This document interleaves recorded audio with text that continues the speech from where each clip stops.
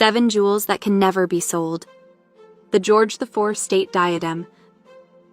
This iconic crown is instantly recognizable thanks to its appearance in countless portraits and postage stamps featuring Queen Elizabeth II. Originally created for King George IV in 1820, it's adorned with over 1,300 diamonds and features floral emblems representing the 4 nations of the United Kingdom: roses for England, thistles for Scotland, and shamrocks for Ireland.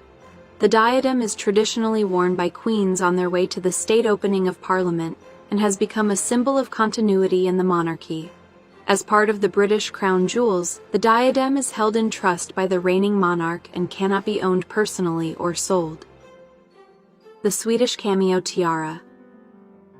The Swedish Cameo Tiara is a true rarity in the world of royal jewels.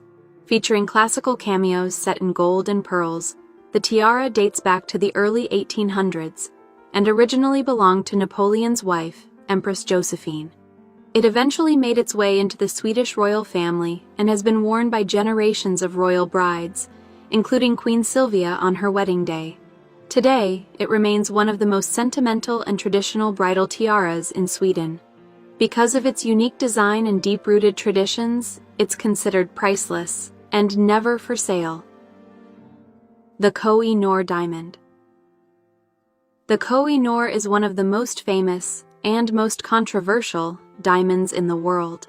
Currently set in the Queen Mother's crown, this 105.6-carat diamond was taken by the British from India in the 19th century, and ever since, multiple nations including India, Pakistan, Iran, and Afghanistan have claimed rightful ownership. The British government has made it clear that the Koh-i-Noor is part of the crown jewels and is not up for sale or return. With its legendary past and global recognition, the Koh-i-Noor is a jewel that will remain locked in history. The Danish Emerald Parure. This magnificent emerald parure, consisting of a tiara, necklace, earrings, and brooch, is among the most spectacular sets of royal jewelry in Europe. Dating back to the early 19th century, it was originally owned by Queen Caroline Amalie of Denmark and has since been passed down through generations of Danish queens. Today it is worn by Queen Margrethe II during important state events. Unlike personal jewelry that can be gifted or inherited privately, the parure is part of the Danish crown jewels. It is stored in the Rosenborg Castle and is legally protected as national property. Its deep royal lineage and ceremonial importance make it unsellable. Queen Victoria's Small Diamond Crown. After the passing of Prince Albert, Queen Victoria famously went into deep mourning and avoided wearing larger, more flamboyant royal jewels. In 1870, this tiny diamond crown was created for her, a delicate and elegant piece that became a powerful symbol of her widowhood and reign.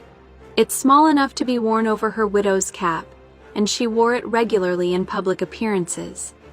As a personal object of one of Britain's most iconic monarchs, it could never be sold. Instead, it's preserved as part of British royal history and remains on display for the public.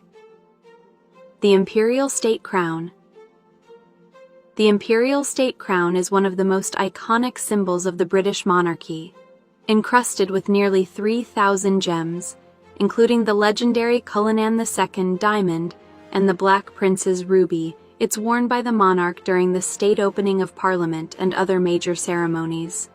Although it has been updated over time, its design still reflects centuries of royal tradition and symbolism. The crown is part of the British crown jewels, which are held in trust for the nation and cannot be sold or inherited. Because it represents the continuity of the monarchy itself, it's considered a national treasure, not personal property. The Crown of St. Wenceslas, Czech Republic. One of the oldest and most revered pieces of royal regalia in Europe, the Crown of St. Wenceslas dates back to 1347. It is part of the Czech Republic's coronation regalia and was originally made for Charles IV's coronation as King of Bohemia.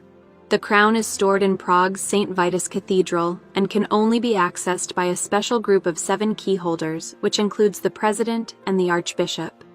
It is so sacred that it's only displayed on very rare occasions, and wearing it without permission is forbidden.